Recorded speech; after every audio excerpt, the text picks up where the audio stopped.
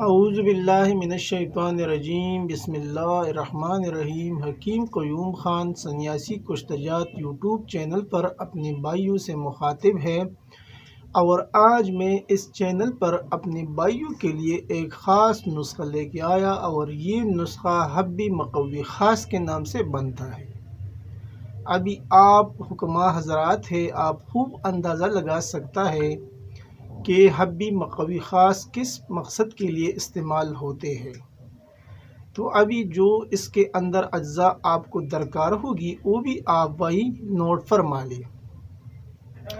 7 سلاجید 15 gram, کچلا مدبر 15 gram, کشت فولاد 12 gram, زعفران 3 گرام، فلفل سیاہ 6 گرام۔ اجزاء ایک بار پھر نوٹ فرما لیں۔ 7 سلاجید 15 گرام، کچلا مدبر 15 گرام، کشت فولاد 12 گرام، زعفران 3 گرام اور فلفل سیاہ 6 گرام۔ ابھی ان چیزوں کو لینے کے بعد اس کی ترکیبی تیاری بھی آپ بھائی نوٹ فرما لیں۔ یعنی پہلے تمام چیزوں کو الگ الگ کرنا ہے، اور یہ الگ الگ بھی آپ کو مل جائے گا، کیوں اس میں ستیت ہے، کچھ مدبر، یہ الگ الگ جو ہے یہ آپ کو کرنا ہے۔ اور اس کے بعد تمام اجزاء کو باریک پیس کر ملا لیں، خوب کرل کر کے منقی کی مدد سے گولی بقدر نہود سیاہ بنا لیں۔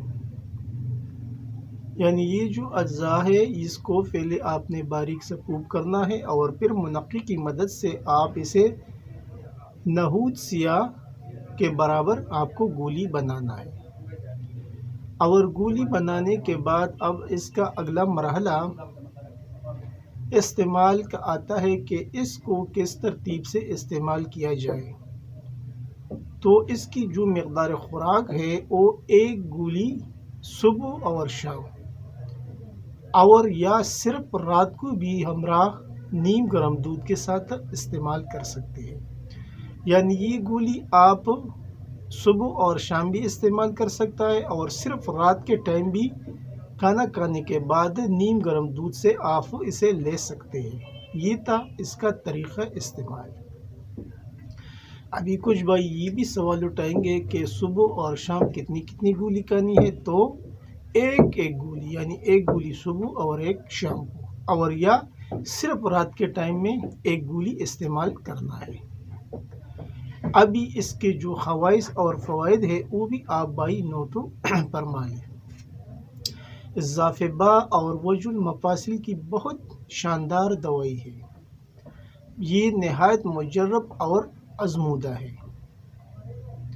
یعنی جو بھی حکماء اسے بنائیں گے تو اسے بہت سی جگہوں پر اس کو استعمال کر سکتے ہیں، کیونکہ اس کے اندر جو اجزاء شامل ہے اس سے معلوم پڑتا ہے کہ یہ کتنی جگہوں پر استعمال ہوتا ہے۔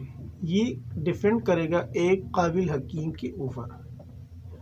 ابھی میں نے جس کو بھی دیا الحمدللہ کافی اچھی رزلٹ ملے، اور یہ جو ٹھنڈی کا موسم ہے اس میں تو یہ بہت جگہ پر کام کرتا ہے۔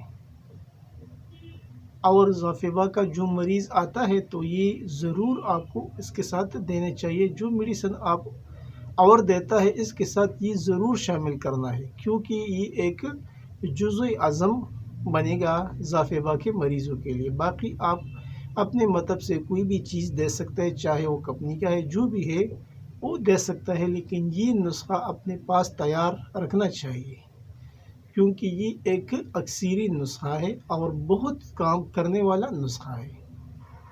یہ تھا آج کا ایک مختصر سا نسخہ جو میں نے اپنے بھائیوں کے ساتھ شیئر کیا، کیونکہ یہ تو کشتجات کا چینل ہے اور اس پر ہر بار میں نے کشتجات بتائے، تو آج سوچا کہ چلو اس پر بھی ایک آسان سا نسخہ بتاؤ جو آسانی کے ساتھ بنتا ہے، اور خاص کر موسم کے لحاظ سے ابھی تو ٹھنڈی کا موسم بھی ہے، تو اس موسم میں یہ بہت کارگر ثابت ہوگا۔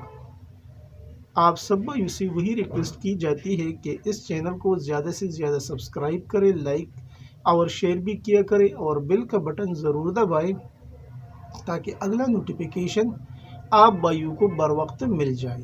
آپ کا دوست، آپ کا بھائی حکیم قیوم خان، والسلام۔